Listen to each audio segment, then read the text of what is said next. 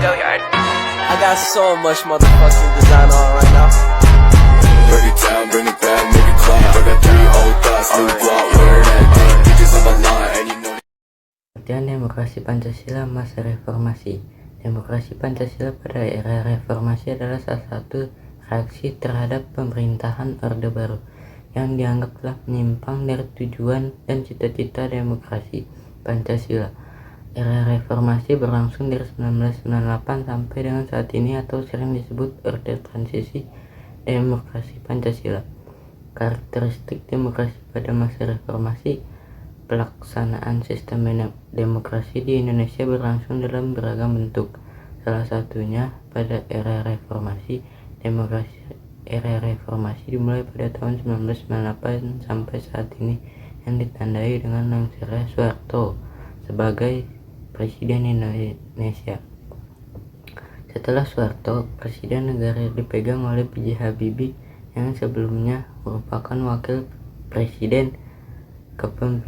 Kepemimpinan Habibie inilah yang menjadi awal dimulainya demokrasi reformasi yang lebih terbuka ajarian.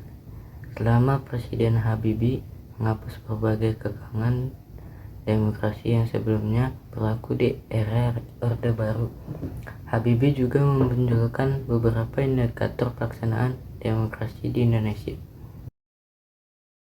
Dampak positif peristiwa reformasi 1998 bagi bangsa Indonesia. 1. Adanya pembatasan masa jabatan seorang presiden. 2. Membuka ruang untuk menjalin kerjasama internasional dengan negara lainnya. 3. Mengakhiri kekuasaan era Orde Baru yang telah memimpin Indonesia selama 32 tahun. 4. Membuka kebebasan pendapat oleh masyarakat yang dikekang oleh era Orde Baru. 5. Mengakhiri praktik korupsi, kolusi, dan nepotisme KKN yang marak di era Orde Baru. Ciri-ciri: 1. Terjadi sejumlah rotasi kekuasaan dari pusat hingga daerah. 2. Rekrutmen politik dilakukan secara terbuka sehingga pengisian jabatan politik bisa diikuti oleh siapapun. 3. Terjaminnya hak-hak dasar warga negara seperti kebebasan berpendapat. 4. Adanya ketentuan presiden dan kepala daerah yang hanya bisa menjabat maksimal 2 periode. 5. Pemiliki umum dijalankan dengan lebih demokratis dengan sistem yang dikenal jujur, adil, langsung, umum, bebas, dan rahasia. 6. Sistem pemilih lebih demokrasi dimulai pada 2004 dan pada 2005 kepala daerah dipilih oleh rakyat. 7. Kembalinya kebebasan pers sehingga menghidupkan kegiatan jurnalisme yang berdaulat. 8. Lahirnya banyak partai di Indonesia yang disebut dengan sistem multipartai. Perkembangan. Lalu bagaimana sejarah dan perkembangan teknologi di Indonesia? Teknologi berasal bahasa Yunani, yaitu demos rakyat dan kratos pemerintahan. Menurut Abraham Lincoln, teknologi adalah pemerintahan dari rakyat, oleh rakyat, dan untuk rakyat. Dalam pengertian luas, teknologi adalah suatu sistem pemerintahan yang mengabdi kepada kepentingan rakyat dengan tanpa memandang partisipasi mereka dalam kehidupan politik, sementara pengisian jabatan-jabatan publik dilakukan dengan dukungan suatu rakyat dan memiliki hak untuk memilih dan dipilih. Sistem parlementer adalah sebuah sistem pemerintahan di mana parlemen memiliki wewenang dalam mengangkat perdana menteri, dan parlemen pun dapat menjatuhkan pemerintahan, yaitu dengan cara mengeluarkan semacam mosi tidak percaya. Berbeda dengan sistem presidensial, sistem parlemen dapat memiliki seorang presiden dan seorang perdana menteri yang berwenang terhadap jalannya pemerintahan. Kelebihan sistem ini dibanding dengan sistem presidensial adalah kefleksibelannya dan tanggapannya kepada publik. Kekurangannya adalah sering mengarah ke pemerintahan yang kurang stabil, seperti terjadi pada masa kurun waktu 1945 hingga 1959. Sistem parlemen biasanya memiliki perbedaan yang jelas antara kepala pemerintahan dan kepala negara. Kepala pemerintahan dipegang oleh Perdana Menteri, sementara penunjuknya kepala negara hanya sebatas seremonial dan sedikit kekuasaan. Adapun ciri dalam sistem parlementer antara lain, yang pertama, adanya pemisahan yang jelas antara kepala pemerintah dengan kepala negara. Yang kedua, kepala pemerintahan adalah Perdana Menteri dan kepala negara adalah Presiden, Raja, Sultan, atau Kaisar. Yang ketiga, kepala pemerintahan dipilih oleh Parlemen atau Dewan Perwakilan. B. Sistem semi parlementer. Sebagai hukum dasar dalam penyelenggaraan pemerintahan Republik Indonesia Serikat, maka pada tanggal 27 Desember 1949 disahkan Undang-Undang Dasar Republik Indonesia Serikat. Hal tersebut berdampak pada bentuk negara, yaitu bentuk federasi dengan sistem pemerintahan semi parlementer. Sebab A. Menteri diangkat oleh Presiden. B. Perdana Menteri diintervensi Presiden. C. Kabinet dibentuk oleh Presiden. D. Menteri-menteri secara perorangan dan keseluruhan bertanggung jawab kepada Parlemen. E. Presiden berkedudukan sebagai kepala negara dan kepala pemerintahan. Sistem presidensial atau disebut juga dengan sistem kongresional merupakan sistem pemerintahan negara republik.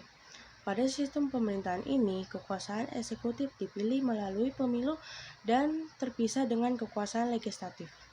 Pemerintahan presidensial terdiri atas 3 unsur, yaitu A. Presiden yang dipilih rakyat memimpin pemerintahan dan mengangkat pejabat-pejabat pemerintah.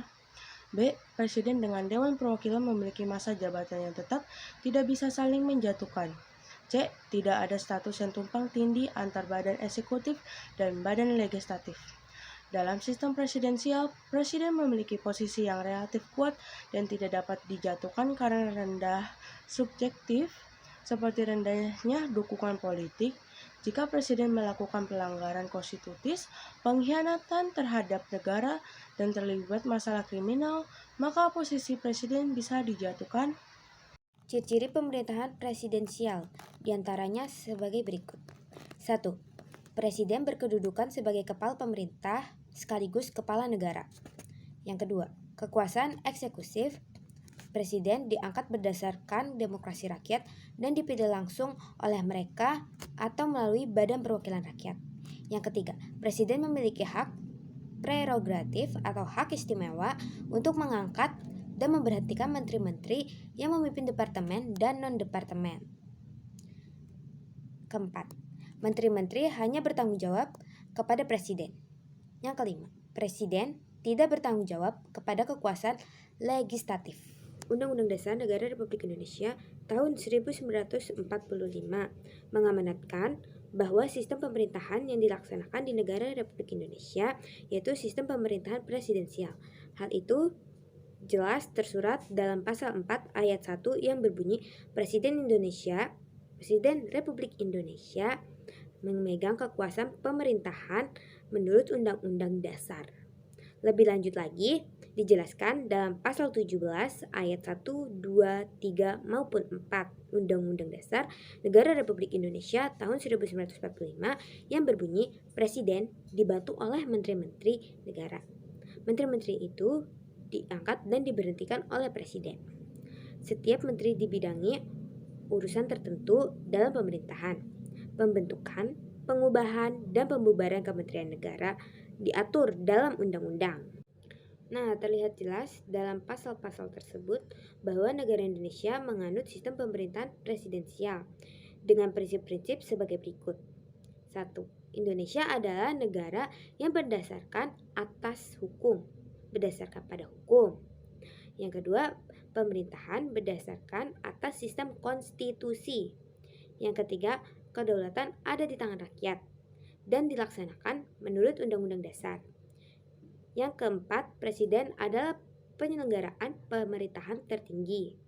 Yang kelima, presiden tidak bertanggung jawab kepada Dewan Perwakilan Rakyat. Yang ketujuh, menteri negara adalah pembantu presiden dan bertanggung jawab kepada presiden. Yang kedelapan, kekuasaan tidak tak terbatas.